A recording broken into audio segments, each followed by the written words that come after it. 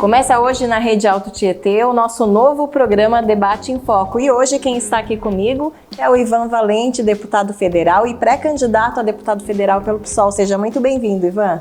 Eu que agradeço o convite e estamos à disposição de vocês aqui para falar com o povo de Suzano e toda a região. Tá certo. Vou apresentar aqui o deputado, é engenheiro, professor, casado, pai de 2 filhos, tem 2 netos, né, deputado? Perfeito. Para a gente começar, o deputado ele teve 2 mandatos na Câmara Estadual e está no 6º na Câmara Federal. Então foram longos anos aí de projetos, Sem né? dúvida.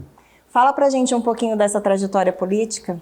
Bem, a minha trajetória política, na verdade, ela não começa no parlamento, ela começa antes, né, como estudante de engenharia na Escola de Engenharia Mauá, onde eu fui secretário-geral do Centro Acadêmico e participei ativamente da luta contra a ditadura militar no Brasil, né? E naquele momento houve um grande fechamento, o Quarto Nacional número 5, nós fomos perseguidos pela ditadura. Durante 6 anos eu passei na clandestinidade, mas me formei em engenharia e em matemática também, né? E fui preso. Chegou a ser exilado?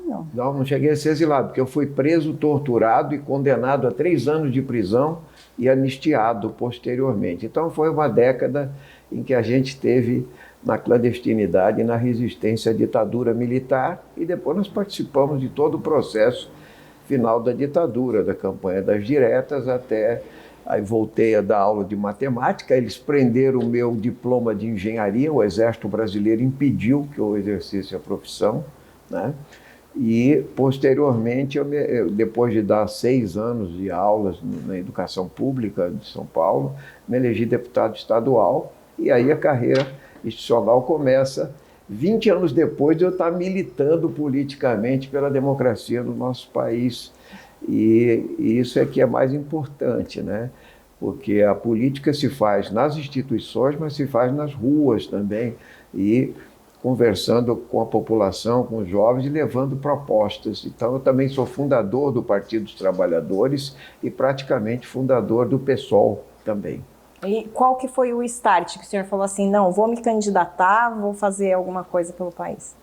Depois do regime militar, né, eu inclusive liderei um jornal socialista que eu fui diretor, chamado Jornal Companheiro, e ajudei a construir o PT, e então se formou uma posição de que a gente tinha condições de exercer um mandato parlamentar, e a gente foi eleito na primeira vez, já deputado estadual, dos mais votados do PT em 86. E a mudança para o PSOL veio quando? Por qual motivo? Foram 25 anos de PT, né, como dirigente nacional, inclusive fui 23 anos dirigente nacional do PT, e tive 4 mandatos de deputado no PT, 2 estaduais, 2 federais. Então, quando o PT rebaixou o programa, né, e a gente tem um princípio basilar que era nunca aceitar o financiamento privado de campanha, por isso nos dá total liberdade de usar a tribuna, de conversar com o povo, de olhar nos olhos do eleitor.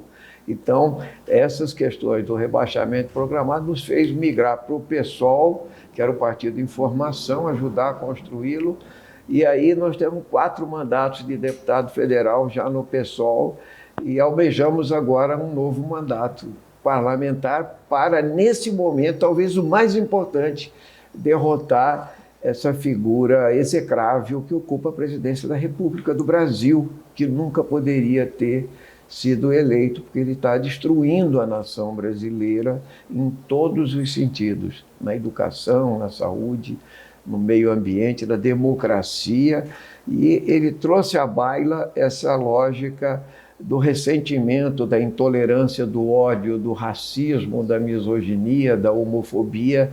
Então, a nossa grande tarefa agora é remover, eu diria, essa estrutura que se formou contra a democracia brasileira, e nós continuamos achando que nós precisamos construir um país justo, solidário, soberano, entende? Com igualdade social. Foi sempre a nossa meta desde a nossa militância estudantil. Eu ia perguntar justamente isso. Como que o senhor analisa esse cenário político que a gente está vivendo hoje?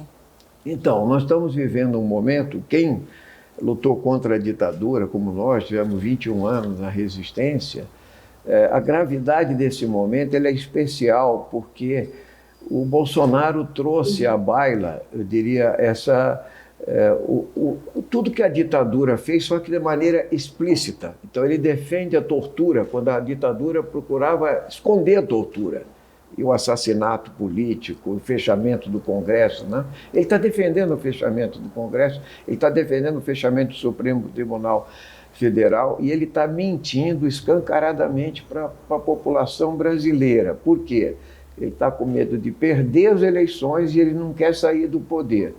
Mas, ao lado disso, ele criou um isolamento internacional do país. O Brasil hoje é um pária internacional, em matéria ambiental, em matéria de direitos humanos, e o plano de governo dele foi criar ou recriar a fome no Brasil. Nós estamos com 33 milhões de pessoas passando fome, quando já tinha saído do mapa da fome. Então, esse momento, ele retirou direitos dos trabalhadores com a reforma previdenciária, trabalhista.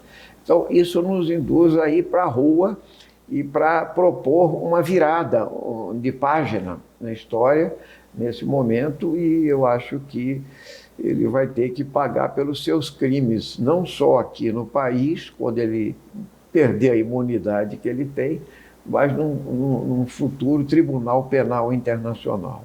Em relação às propostas do senhor, enquanto pré-candidato, quais são as suas principais bandeiras, Ivan? Logicamente que a gente sempre teve à frente da luta por direitos e a luta pela democracia no nosso país. Então, a nossa proposta é, primeiro, que cada um dos brasileiros e brasileiras tenha um emprego digno, entende? Que tenha uma renda satisfatória, que possa cursar uma escola pública de qualidade, que possa ter um sistema único de saúde que demonstrou na pandemia ser um dos melhores sistemas do mundo, porque ele é semelhante ao sistema inglês, ou seja, ele é universal, público, gratuito e assim deve ser, só que ele é subfinanciado hoje, porque vaza dinheiro para o setor privado. Então, quem pode pagar a saúde vai buscar saúde privada, mas o SUS é um grande instrumento. E nós estamos aí também dizendo que a questão ambiental hoje ela está permeando todo o debate público. Quer dizer, nós temos um patrimônio que é a diversidade brasileira, né? Nós temos biomas que são extraordinários, que são ativos para o Brasil se tornar uma potência em qualquer questão que ele quiser, entende? Negociar com o planeta, inclusive. E o Bolsonaro não, ele é a favor do garimpo ilegal, do desmatamento, do assassinato de índios, de poceiros e de pessoas que são trabalhadores do campo e etc. Então, nosso programa ele é abrangente. Agora, a gente tem se dedicado bastante à área de educação, porque eu sou professor, sou da Comissão de Educação da Câmara. E é o alicerce, né, para todo mundo. E porque eu fui, inclusive, o primeiro encabeçador do primeiro Plano Nacional de Educação, em 1998. Né? E depois nós trabalhamos muito na Lei de Diretrizes e Bases da Educação, no piso salarial nacional dos professores, no Fundo da Educação Básica. Então, nós temos uma intervenção na área educacional, porque a gente sempre participou também de todas as assembleias de professores e professoras, de educadores que no Brasil são muito maltratados, e a política educacional do Bolsonaro, em especial, ela é agressiva contra os professores. Veja a escola sem partido, o homeschooling, que é uma coisa para 5 mil famílias, né? E o ataque aos direitos dos professores, em todos os sentidos, desde o direito de cátedra até salários dignos e condições de trabalho. E o senhor falou em relação ao meio ambiente. Eu vi que o senhor se posicionou contra aquele projeto da mineração, né, em terras indígenas. Explica para a gente, fala um pouquinho para a gente sobre isso. Veja, o Brasil, ele tem 12% ou 13% de terras indígenas. São as áreas mais preservadas do planeta. É um imenso patrimônio. E quem dá garantia disso são os povos originários, os indígenas brasileiros estão sendo atacados, né? Então, em vez de nós termos orgulho de ter 300 etnias ainda, até povos que se chamam isolados, que não devia ser esse nome, mas e o que acontece aqui, que você quer, por exemplo, faltou potássio agora, né? Aí, de repente, 98% do potássio está fora de terras indígenas, inclusive em Minas Gerais, etc. Eles querem minerar em terras indígenas a 4 quilômetros de profundidade, mas apenas para invadir as terras indígenas, para desmatar, para expulsar os indígenas e não para agregar, para trazer os indígenas e valorizar a sua cultura, entende? Valorizar o seu conhecimento originário por uma indústria farmacêutica, para a preservação da floresta e para negociar com o mundo algo que se chama os corredores de água do planeta, que saem da Amazônia, por exemplo, ou dos biomas brasileiros. Então, garimpo em terra indígena ou garimpo na Amazônia é um crime de lesa humanidade, entende? Então, os indígenas, na verdade, são os protetores disso, mas como se pensa pequeno, o ministro do Meio Ambiente do Brasil, que era o Salles, que devia estar preso, porque ele é um exportador, ou na verdade ele é um contrabandista de madeira associado a criminosos ambientais, ele está solto, né? Então a Polícia Federal mesmo mostrou que eles incentivavam o desmatamento, né? E o que é responsável pela elevação da temperatura do planeta. Uma dos maiores contribuintes é o gado extensivo, e o desmatamento na Amazônia. Então, que a gente tem que ter uma preocupação importante, né? Tá certo. E hoje o senhor veio para Suzano, né? Vai ter uma série de atividades aí que o senhor vai participar. Uma delas é uma plenária que vai ter hoje à noite. O que vai ser discutido lá? Bom, nós vamos estar discutindo esse momento político, né, que nós estamos com todos os ativistas e todos os nossos convidados interessados, lideranças, né, para discutir esse momento, primeiro para preservar a democracia, né, garantir o processo eleitoral, mas discutir todas as questões que levam à defesa da soberania nacional, a defesa dos direitos dos trabalhadores, um programa para mudar o Brasil, para gerar esperança para o povo brasileiro. E precisamos virar essa página da história do Brasil, que é muito grave, porque eu quero comparar o golpe de 64 com o golpe que se pretende dar agora. Em 64, você colocou tanques e baionetas na rua. Agora é um outro modelo de golpe, entende? Com um convencimento de uma parcela que vem com um pensamento retrógrado, preconceituoso, né? E um pensamento ultra-autoritário, né? Que quer impedir que a população se manifeste, que as urnas revelem exatamente, e mais do que isso, exatamente quem elas querem que governe o país, né? Agora, o que nós estamos assistindo é algo muito grave, porque o desrespeito às leis, à Constituição, à legislação eleitoral, à Constituição da República, ele é flagrante. E hoje nós não temos, nós vamos convocar a população a ir às ruas defender a democracia e virar a página dessa história, com a nossa militância aqui, né? Mas eu ia aproveitar para o senhor deixar um recado para os suzanenses, então. Bom, primeiro saudar toda a população de Suzano, da região. É uma região que a gente frequenta há muito tempo como ativista, como parlamentar, né?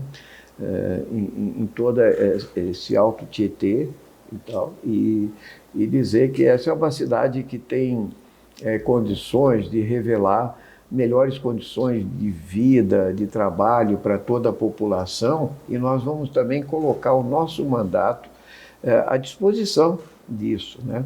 Não com emendas de relator. Emenda de relator do senhor Arthur Lira, do senhor Ciro Nogueira, é corrupção, é bandalheira, é compra de votos. Não, nós temos as emendas oficiais, as emendas que todo parlamentar tem, que é muito pouco, né? Só para comparar, eu queria dizer que a mãe do chefe da Casa Civil, que é o Ciro Nogueira, recebeu 300 milhões em emendas. E cada parlamentar do Congresso, aí sim, é obrigatório, ele tem apenas 15 milhões para atender as várias demandas que existem, particularmente as nossas vão para a saúde, para a educação, para os hospitais públicos ou para as universidades, institutos federais. Eu estive aqui em Suzano outro dia, no Instituto Federal, conversando com a direção para melhorar a qualidade, etc. Então, prazer estar com todo o povo de Suzano aqui e estar com vocês aqui nessa entrevista. Muito obrigado. Eu que agradeço a sua participação aqui conosco. Uma boa sorte para o senhor no seu pleito aí, nessa campanha de pré-candidato a deputado federal. E o senhor é sempre bem-vindo por aqui. Eu que agradeço e espero que o Brasil possa ser feliz de novo. E o Debate em Foco fica por aqui. Até o próximo programa.